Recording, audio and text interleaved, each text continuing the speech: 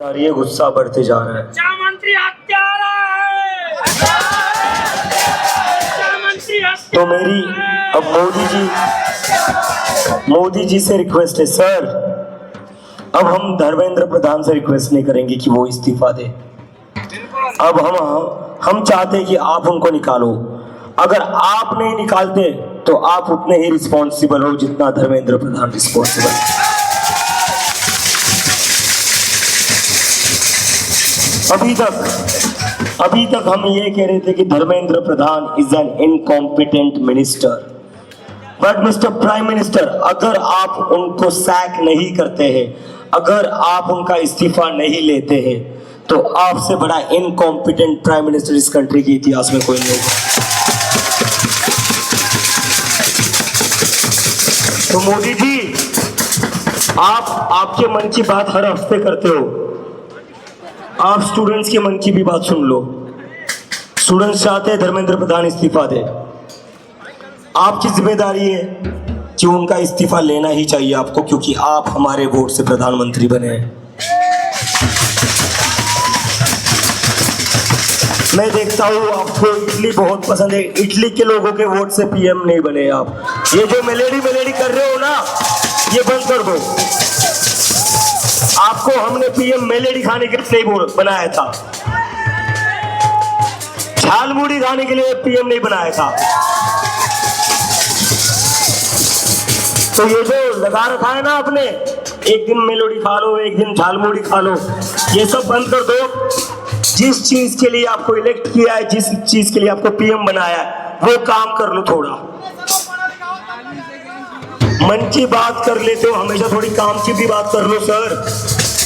और अगर आप धर्मेंद्र प्रधान का इस्तीफा नहीं लेते, you are directly responsible for the death of 17 students.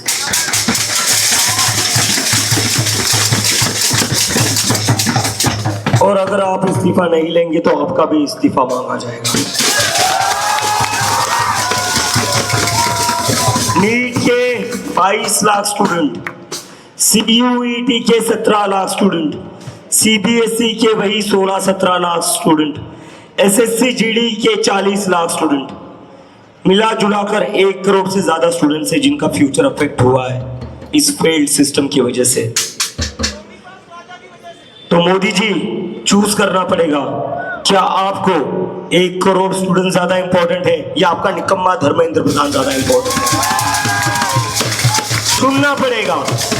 अगर आप नहीं चुनेंगे तो फिर हमें चुनना पड़ेगा, और हम आपको नहीं चुनेंगे।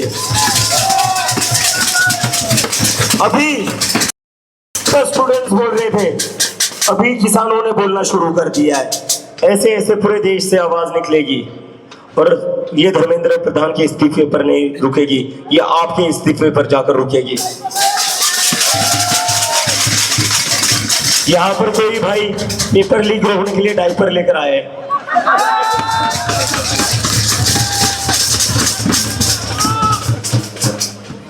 तो मेरी फिर से रिक्वेस्ट है मोदी जी से, 2 दिन से हमारा प्रोटेस्ट चल रहा है, 15 से 17 फैमिलीज ऐसी है, नंबर बढ़ते जा रहा है, इसलिए मैं कोई कंफर्म नंबर बता नहीं सकता। एटलीस्ट देयर आर 17 फैमिलीज, जिन फैमिलीज में स्टूडेंट्स ने सुसाइड करी है। Sir, please listen to this voices.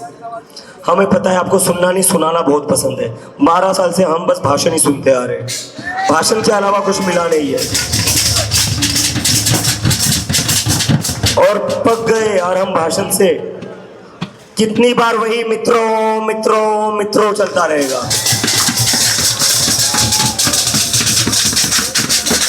कितनी बार वही ड्रामा चलते रहेगा, कितनी बार हम सुनते रहेंगे मैंने बचपन में चाय बेची। अरे अपने बचपन में चाय बेची तो आप क्या सबसे चाय बिचवाओगे?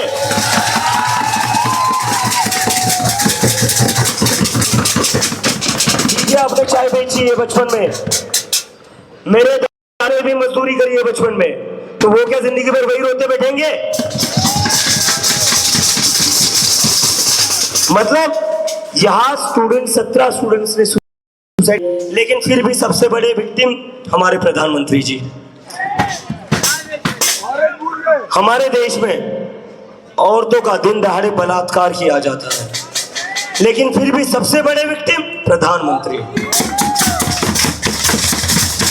दिन दहाड़े शूट आउट किया जाता है, गोलियां मारी जाती है, लेकिन फिर भी सबसे बड़े विक्टिम प्रधानमंत्री।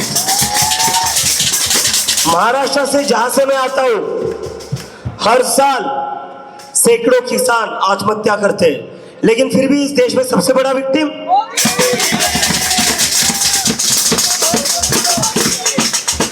मतलब समझ नहीं आ रहा है इस देश का सबसे पावरफुल इंसान सबसे बड़ा विक्टिम कैसे बन गया है।